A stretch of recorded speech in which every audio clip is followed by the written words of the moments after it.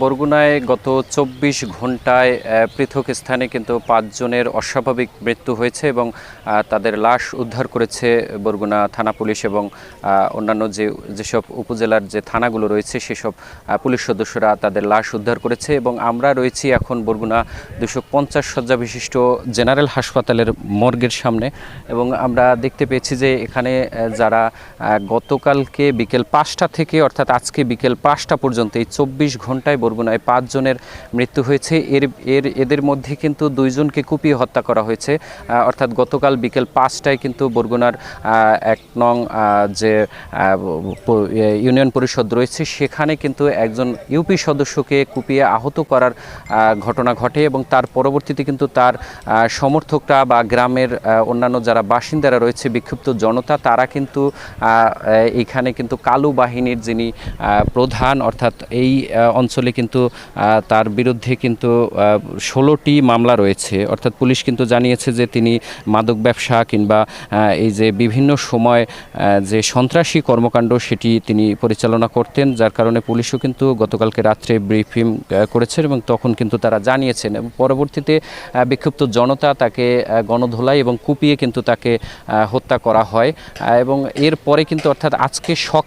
আজকে সকালে কিন্তু বরগুনার পাথরঘাটায় একটি লাশ উদ্ধার করা হয় এবং তিনি মূলত একটি অটো চালক ছিলেন। তিনি তার লাশও কিন্তু পাথরঘাটা সড়কের পাশে অর্থাৎ ১ নম্বর পাথরঘাটা পৌরসভার ২ নম্বর ওয়ার্ডের একটি সড়কের পাশে কিন্তু তার মরদেহ পাওয়া যায় এবং এই যে যার লাশ উদ্ধার করা হয় তার নাম মিজানুর রহমান। তার পরিবারের সদস্যরা কিন্তু অভিযোগ করেছে তাকে এর আগে জমি জমা নিয়ে একটি পক্ষের সঙ্গে তাদের বিরোধ চলছিল। তো তারা আসলে আশঙ্কা করছেন যে সেই পূর্বশত্রুতার জেরে তাকে হত্যা করা হয় এবং পরবর্তীতে কিন্তু বরগুনা সদর উপজেলার আয়লা পাতাকাটা ইউনিয়নের লেমুয়া গ্রামে কিন্তু আরেক গৃহবধূর আত্মহত্যার ঘটনা ঘটেছে। অর্থাৎ এই আত্মহত্যা আসলে পুলিশ বললেও কিন্তু এখানে একটি সিরকুট পাওয়া যায় এবং তারপরে তার সদস্যরা অর্থাৎ তার পরিবারের যারা সদস্যরা রয়েছে তাদেরও কিন্তু অভিযোগ যে তাকেও আসলে কেউ হত্যা করেছে। তবে তাদের সন্দেহের তালিকায় কিন্তু কেউ না থাকলেও তারা আশঙ্কা করছেন অর্থাৎ তারা যে মৃতদেহ প্রথমে দেখতে পেয়েছে তাতেও কিন্তু তারা সন্দেহ করছেন যে এটি আসলে কোনো আত্মহত্যা নয়, এটি একটি হত্যার অভিযোগ তারা করেছেন। এবং এছাড়াও কিন্তু বরগুনার বামনায় অর্থাৎ দুপুরের দিকে কিন্তু ১২টার দিকে বরগুনার বামনা উপজেলায় চাচার বাসা থেকে আবির নামের এক কলেজ শিক্ষার্থীর কিন্তু মরদেহ উদ্ধার করা হয়েছে এবং পুলিশ কিন্তু সেই লাশগুলো উদ্ধার করে বরগুনা সদর হাসপাতালের যে মর্গ রয়েছে সেখানে পাঠানো হয়েছে এবং তাদের আইনি প্রক্রিয়া কিন্তু এখনও চলমান। এছাড়াও কিন্তু আরও একটি ঘটনা ঘটেছে সকাল 11টার দিকে বরগুনা সদরের নলি এলাকায় এবং এখানে কিন্তু যে বৃদ্ধার গলায় ফাঁস লাগানো অবস্থায় যে লাশ উদ্ধার করা হয়েছে সেটি কিন্তু তার বয়স প্রায় ১০০ বছরের উপরে। তার মেয়ের সঙ্গেও আমাদের কথা হয়েছে, তিনি যেমনটা জানিয়েছেন যে এই বৃদ্ধা আসলে মানসিক ভারসাম্যহীন ছিলেন, তাকে নিয়ে আসলে পরিবারের সদস্যরাও বেশ চিন্তিত ছিলেন এবং তারা আসলে কোনো হত্যা কিংবা অন্য কোনো অভিযোগ তারা না করলেও তারা বলছেন যে এই বৃদ্ধা আসলে মানসিক ভারসাম্যহীন ছিলেন। এবং সব মিলেই কিন্তু এই যে গত ২৪ ঘন্টায় কিন্তু ৫ জনের মৃতদেহ উদ্ধারের বিষয় কিংবা ২ জনকে কিন্তু কুপিয়ে হত্যা কিংবা রক্তাক্ত অবস্থায় যে উদ্ধার করা হয়েছে এসব বিষয়ে কিন্তু বরগুনার যারা সচেতন মহল রয়েছে তারাও কিন্তু বেশ চিন্তিত। তারা আশঙ্কা করছেন এবং তারা বলছেন যে আইনশৃঙ্খলা আর যে একটি অবনতি সেটি কিন্তু তারা বারবারই উল্লেখ করেছেন এবং পুলিশের পক্ষ থেকে কিন্তু আমরা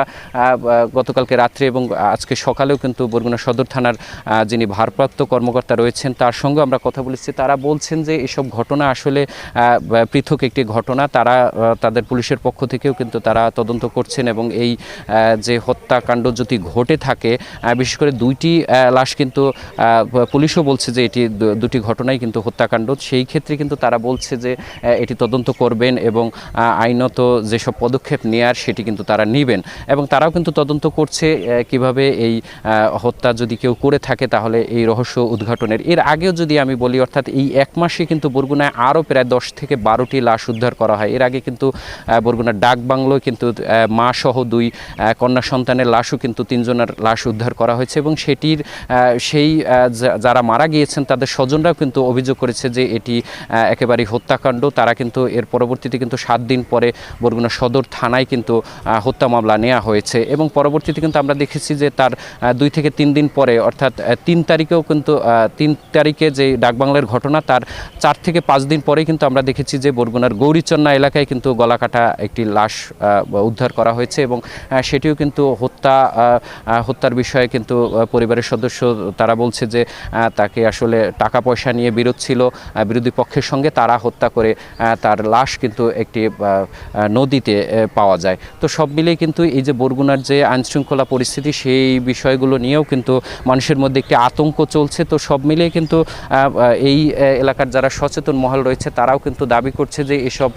হত্যা কিংবা লাশ উদ্ধারের যে অপমৃত্যু বা অস্বাভাবিক মৃত্যু সেসব বিষয়ে কিন্তু তদন্ত করে আইনশৃঙ্খলা পরিস্থিতি যাতে স্বাভাবিক হয় সেসব বিষয়ে কিন্তু তারা জোর দিচ্ছেন এবং তারা বলছেন যে আইনশৃঙ্খলা বিশেষ করে পুলিশ কিংবা ডিবি, সিআইডি কিংবা র্যাবের সদস্যরা যারা রয়েছে তারা এটি অনুসন্ধান করবে এবং বরগুনার এই যে বারবার মৃতদেহ পাওয়া যাচ্ছে সেই সব বিষয়ে কিন্তু অভিভাবকরাও কিন্তু অর্থাৎ